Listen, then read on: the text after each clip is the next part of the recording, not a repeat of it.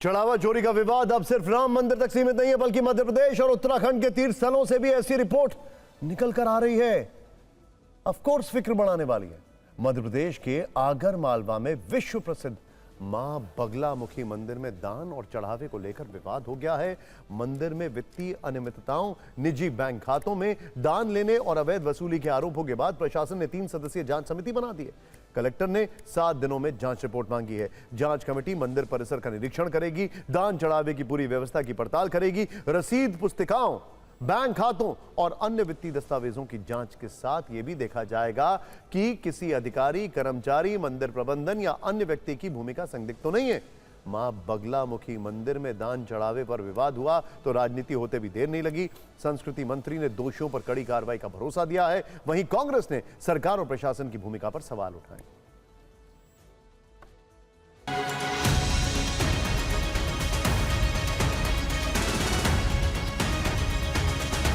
लोग मंदिर के बाहर अवैध रूप से बंदियां कटवाकर या बंदियां छपवाकर, कट्टे छपवाकर लोगों से अवैध वसूली करने का काम कर रहे हैं।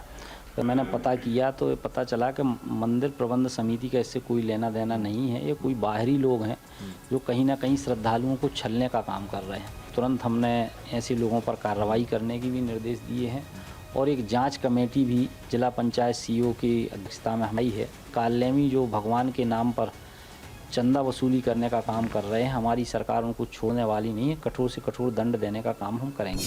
इनके मंत्री कहते हैं कि हम जांच समिति बना दी, जांच कराएंगे। जिला प्रशासन को जानकारी नहीं थी क्या? सरकार को जानकारी नहीं थी क्या? सरकार की सूचना तंत्र इंटेलिजेंस को जानकारी नहीं थी कि इस प्रकार से यहाँ पे वसूली की जा रही है?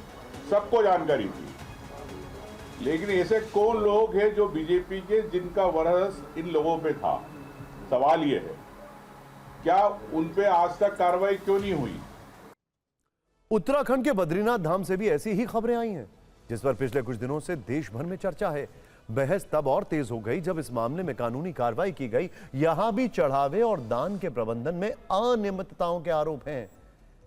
इन्हीं आरोपों में अभियुक्त कर्मचारी प्रमोद नौटियाल के खिलाफ एफआईआर दर्ज की गई है। इनके खिलाफ बीएनएस की धारा 306 और 316(5) के तहत केस दर्ज किया गया है। शुरुआत जांच में प्रमोद नौटियाल पर लगे आरोप सही पाए गए हैं। एफआईआर में यह भी बताया गया है कि एक दिन सुबह करीब 9 से 9:30 बजे के बीच अवैध रूप से धनराशि निकाली गई थी। उत्तराखंड सरकार ने इस मामले को गंभीरता से लेते हुए हाई लेवल जांच के आदेश दिए हैं। 3 सदस्यीय जांच कमेटी से 15 दिनों में रिपोर्ट मांगी गई है। जिस प्रमोद नौटियाल को इस मामले में अभियुक्त माना गया है, वो श्री बद्रीनाथ केदारनाथ मंदिर समिति के अध्यक्ष के कार्यालय में निजी सहायक है। मंदिर समिति ने उसे निलंबित कर दिया है। इस मुद्दे पर भी जमकर सियासत हो रही है। कैसे मंदिर प्रशासन और सरकार सवालों के घेरे में है, आपको देखना चाहिए।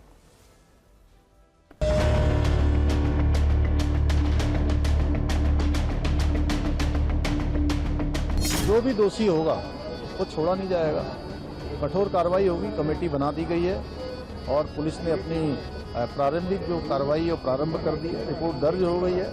ये तो गौ हत्या जैसा पाप है जो ऐसे स्थानों पर इस प्रकार की चीजों को करे। नैतिक जिम्मेदारी माननीय मुख्यमंत्री जी की बनती है, माननीय पर्यटन मंत्री, धर्मस्व मंत्री की बनती है। तो उनको नैतिक जिम्मेदारी लेकर अपने पदों को छोड़ देना चाहिए। लगातार 5-6 सालों से इस तरह के भ्रष्टाचार हमारे पवित्र धाम आ रहे हैं, तो कहीं ना कहीं सरकार का उसको पूरा संरक्षण है। जांच कमेटी ने जाकर वहां पर पूरे पहले उनसे जो है पत्र मांगा गया कि आखिरकार है क्या।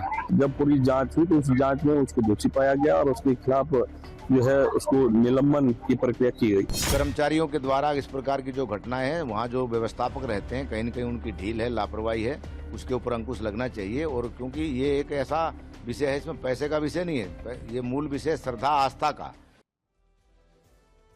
चढ़ावा और चंदा चोरी से जुड़े हाल के मामलों ने करोड़ों भक्तों की आस्था को गहरा आघात पहुंचाया है।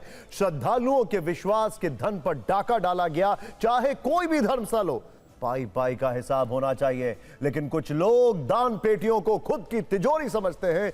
जो दान भगवान के नाम पर आता है उसे वो अपना मान लेते हैं। ऐसे लोगों को इतिहास धर्म की आड़ में पाप का भागीदार ही मानेगा। सबसे बड़ा सवाल उस व्यवस्था को लेकर भी है जिन पर ऐसे विश्वासघातियों को दंड देने का जिम्मा है। यह मौका है वो इतिहास बनाने का, उस भरोसे को कायम रखने का, ताकि भविष्य में कोई आस्था को चोट पहुंचाने की हिम्मत ना कर पाए।